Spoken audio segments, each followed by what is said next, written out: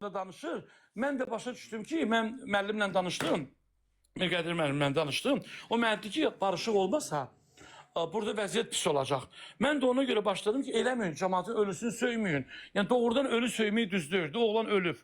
Hə, bacısını sevməyə bilərsə, atasını sevməyə, amma mən ölünün şəklini gördüm, şok oldum ki, qəbrini götürüb qoyub adamı nə qədər söymək olar ki?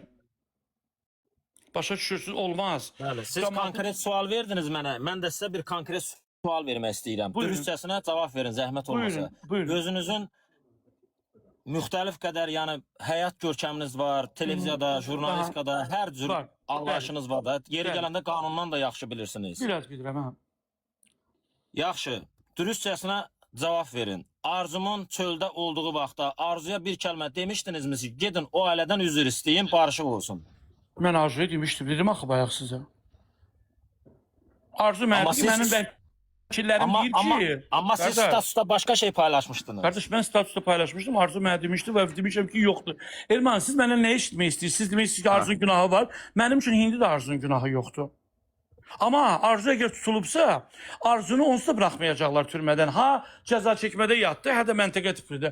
Mən istəyirəm ki, Arzu ailə ilə, Arzunun ailəsi Arzunun yerinə geçsin, barışsın. Mənim istədiyim budur. Ki, bu söz-söhbət yığışsın, ki, onsuz Arzunu heç kim qapını açıb buraxmayacaq.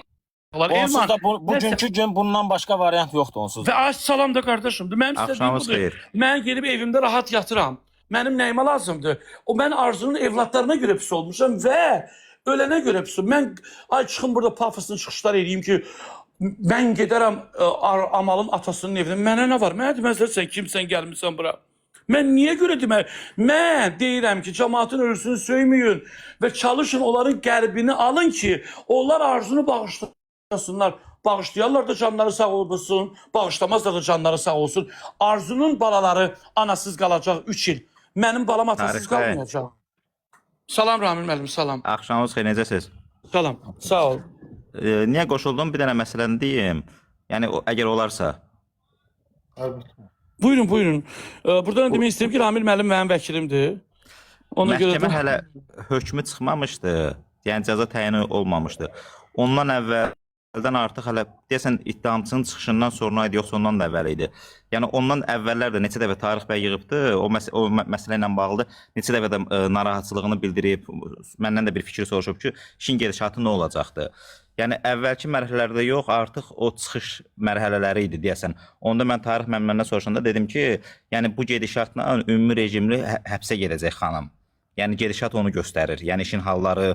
Elman, mən burada bir niyə yazmırdım? Hər məhkəmə soruşurdum.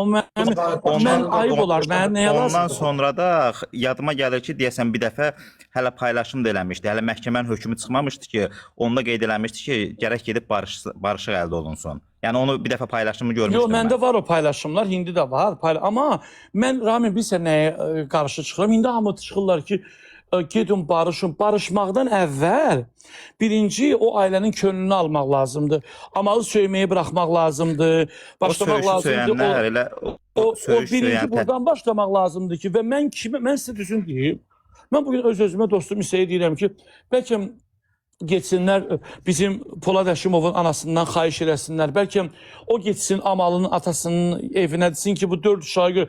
Mənə deyirsə deyir ki, o ana o vaxt gedər ki, o bilsin ki, onun sözü yerə düşməyəcək. Mən bir insan kimi o 4 dənə uşağı fikirləşirəm, Elman. Mənim qohumum da türmədə yatır. Nə siz, nə mən, nə Orxan, nə Ramin, nə burada 12.400 nəfər Arzunun yerinə girib türmədə yatmayacaq. Burada indi danışacağıq, yayımı bağlayacağıq.